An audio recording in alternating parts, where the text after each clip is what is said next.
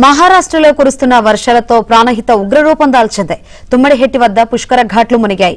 ప్రాణహితకు Ganga, Wardha, pen Ganga నదులు వరద తోడవడంతో ప్రవాహం అంతకంతకు పెరుగుతుంది. వరద ఉధృతిని కలెక్టర్ హరిత పరిశీలించారు. ప్రజలు అప్రమత్తంగా ఉండాలని సూచించారు.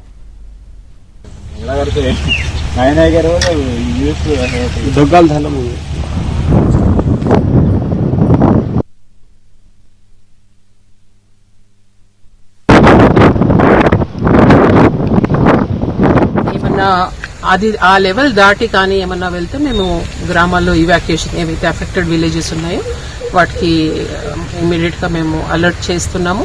అలర్ట్ గానే ఉన్నారు. వాళ్ళని ఇవాక్యుయేట్ ఏమన్నా చేయాల్సి వస్తే దానికి కూడా మన ఎస్డీఆర్ఎఫ్ టీమ్స్ రెడీగా ఉన్నాయి.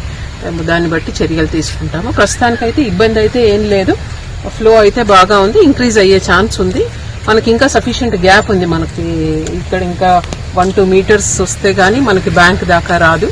సో అది మానిటర్ చేస్తూ దాన్ని బట్టి మేము తప్పకుండా చర్యలు తీసుకుంటాం. ఎప్పటికప్పుడు అలర్ట్స్ మేము లోకల్ పీపుల్ కి కూడా వేరియస్ మీడియా ద్వారా IIIC కమాండ్ కంట్రోల్ సెంటర్ ద్వారా కూడా మేము అవసరమైతే వాళ్ళకందరికీ లోకలైజ్డ్ మెసేజెస్ పంపించేసి అందరినీ అలర్ట్ చేస్తాము.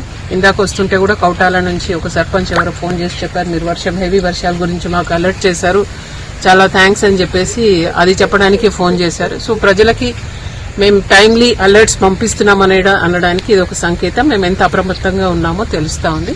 సో ఫర్దర్ గా ఏమీ ఇబ్బంది రాకుండా మేము అలర్ట్ గా ఉన్నాం. We will take every possible care.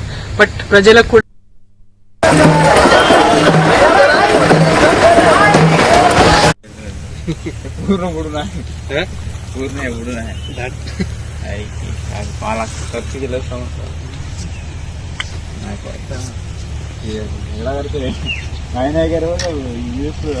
धोकाल झालं मग धोकाल राहतो